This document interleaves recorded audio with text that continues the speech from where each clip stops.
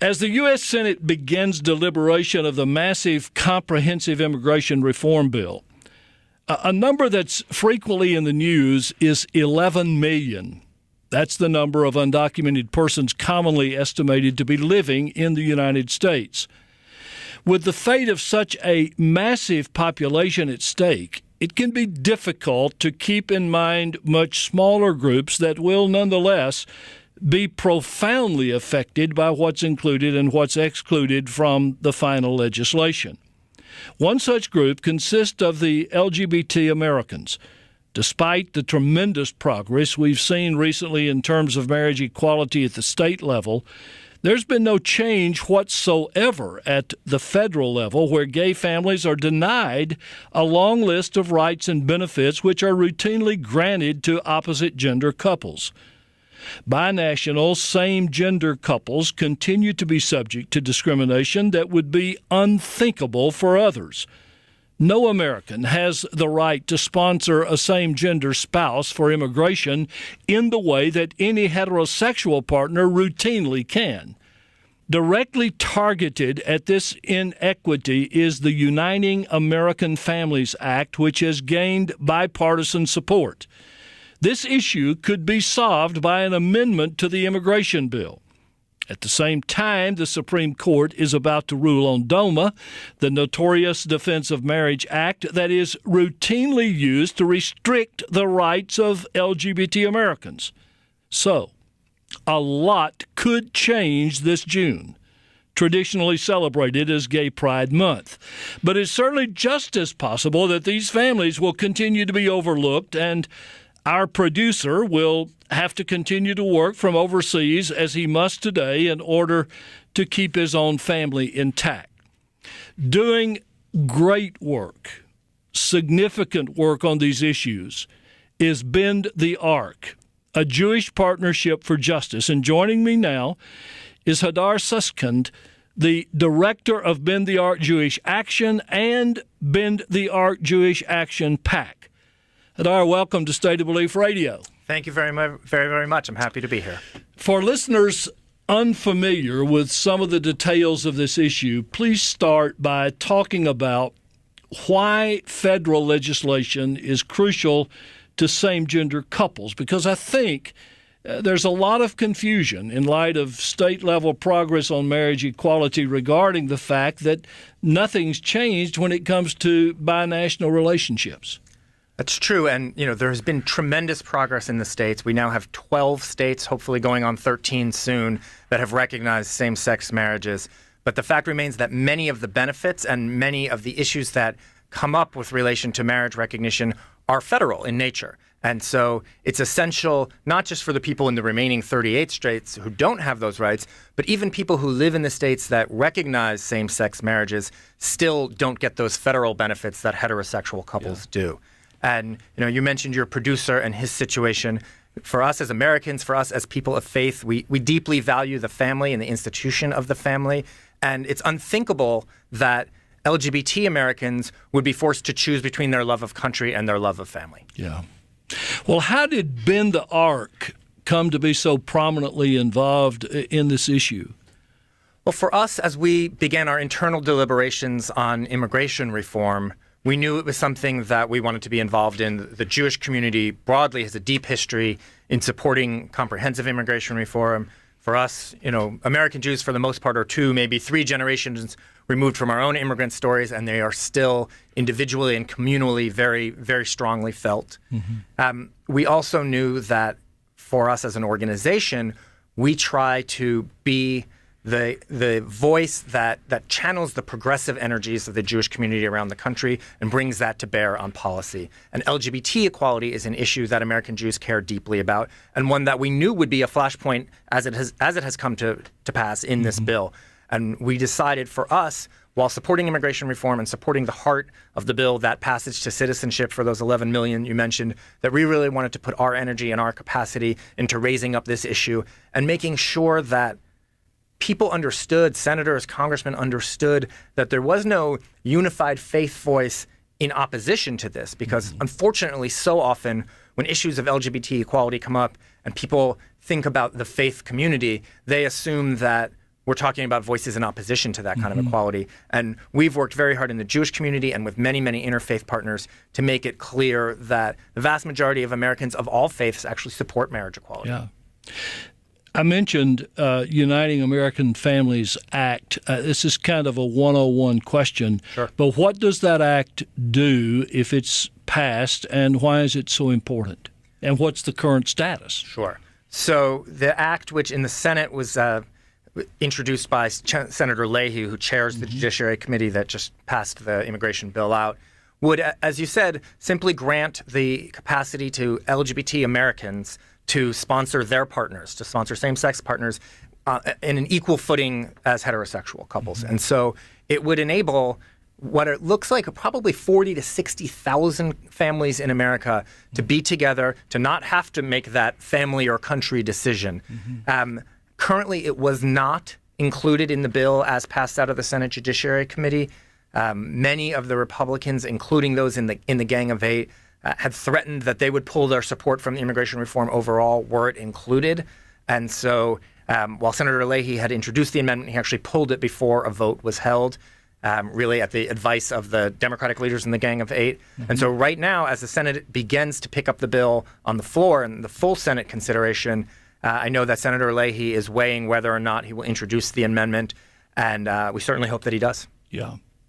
Would you talk about the two other ways this inequity could possibly be addressed, either through comprehensive immigration reform or the Supreme Court ruling on DOMA, on the Defense of Marriage Act? Both of those are good possibilities. Absolutely. And, it's generally preference is to get it done by legislation. That way it's signed into law and it's got a more sense of permanence to it. Yeah. So there's still many groups, including Ben the Ark, pushing for this in the Senate. We're gearing up for this fight in the House as well, obviously. We'll see, and the timing is a little tricky here as to when the votes will take place versus when the Supreme Court ruling will come down. If DOMA is fully struck down, then we should be able to start moving down the process where same-sex couples would have these rights anyway, where you wouldn't need the legislation to make that happen. Of course, we don't know. And so we and all other good advocates out there are going to continue this fight on the legislative front until the Supreme Court ruling does come down. And, there's no guarantees what that ruling is going to be, and it's not a black or white. It's very possible that they will strike down certain provisions, but put in language in their decision that might keep this from moving forward or keep it from moving forward easily. So we have the immigration reform package moving forward. We have DOMA. And then pending what the results are there, if we don't get the results, if we don't get the equality that I think we need going forward, we can continue this. Legislation like this doesn't have to be part of immigration reform. It could be introduced separately as well. Although, again, this is not a tag-on to immigration reform. This is not trying to sneak marriage equality into immigration reform. This is about immigration, and this is about the immigration rights of American citizens, their rights to sponsor their partners, to keep their families together. So it is integral to comprehensive immigration reform, and we believe deeply that it should be included in this bill. You've already talked about Senator Leahy, what he's done, what he's looking at right now.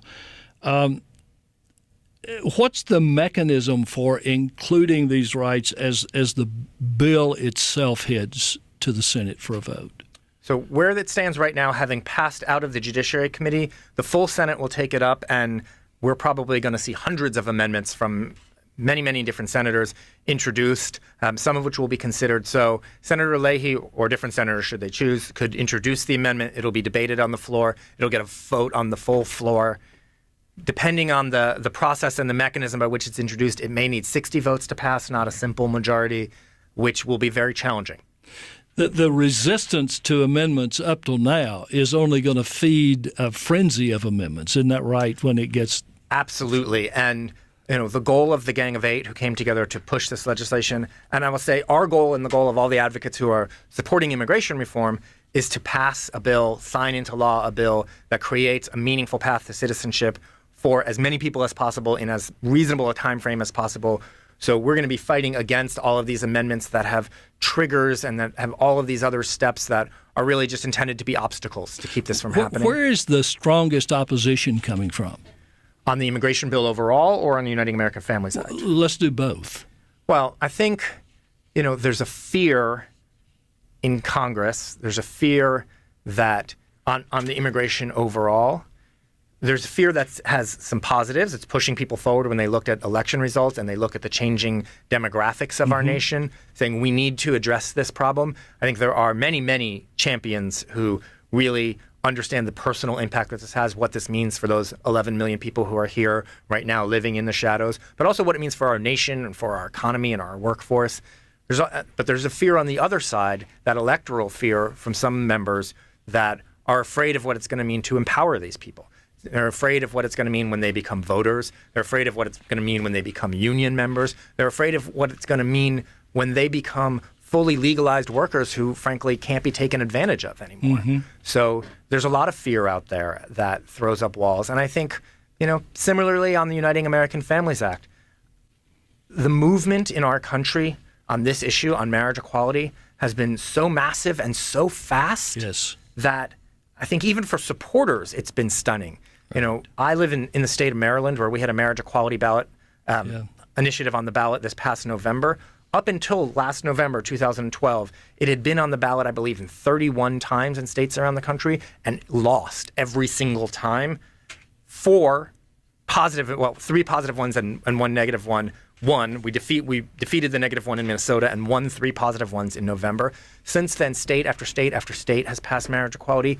One of the side benefits of this debate in the Senate, even though it wasn't included in the immigration bill so far, has been the move of more and more senators to come out publicly in favor of marriage equality. Right. We've seen now every single Democratic senator out publicly supporting marriage equality, and 2.5 Republicans also stepping up, stepping out in their case from their party, and speaking out on this. And so it's really been very, very quick. And whether it gets included in this legislation or whether DOMA is stricken from the records or not, I think a lot of people look at this and say, this battle is won. We just have to catch up to the pieces. I've got a lot more questions that I'd like to ask you about this subject, but I don't want to use all of our time because I want you to just briefly tell our listeners about other work of Bend the Arc. What other issues are you all involved in? Sure. Well, thank you for that opportunity. Bend the Arc is the largest progressive Jewish organization in America that's focused solely on U.S. domestic policy issues. And we have brought together voices from New York and California and Minnesota and Colorado and Washington and places all around the country where so many American Jews care deeply about our federal budget and our spending priorities and poverty. So many care about education and hunger. So many care about gun violence prevention, immigration reform, and LGBT equality. So many issues where, as individuals and as congregations and communities, people have been active, but we haven't had one broad national Jewish voice like this that's been here, taking those voices and taking that work from around the country and really projecting it into the halls of power and talking to our senators and our congressmen and working with the White House. And we're doing that here. We're also doing it in state capitals and city halls around the country and working on a whole array of domestic policy issues, really trying to push forward the priorities of our community, which are overwhelmingly focused on economic justice, focused on equality, focused on civil rights and civil liberties. So we really bring together that whole agenda. Yeah. And Hadar, how can our listeners keep up with what you're doing and even become involved in your work if they choose? Great. Well, bendthearc.us is our website, so please visit us there. You can find us on Facebook. You can find us on Twitter. And again, wherever you are in the country, whatever domestic policy issues you care about, we're a home for people who want to be progressive, want to be activist, want to raise up their voices and have them heard and really make an impact. So we'd love to have as many people out there as possible come, join us, support our work, lend your voice. I really do appreciate you being here with us today. It's obvious that you love your work, that you have a grasp of it in your hands because you love what you do. Just a personal question to ask you before you go. Why do you do this work?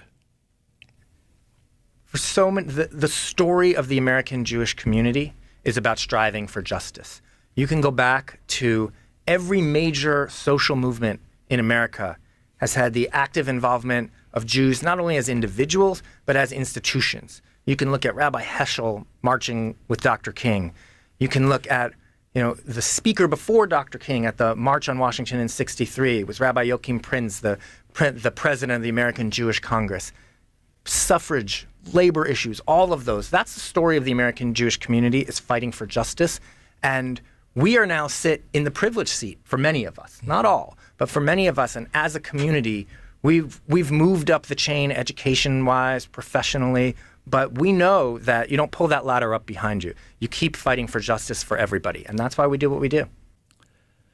Hadar Susskind is the director of Bend the Arc Jewish Action and the Bend the Arc Jewish Action PAC. You can follow his work, as he has just told you, and you should follow his work at bendthearc.us. Hadar, I thank you so much for being with us today here on State of Belief Radio. We hope to see you again. Thank you for having me here. It was a pleasure.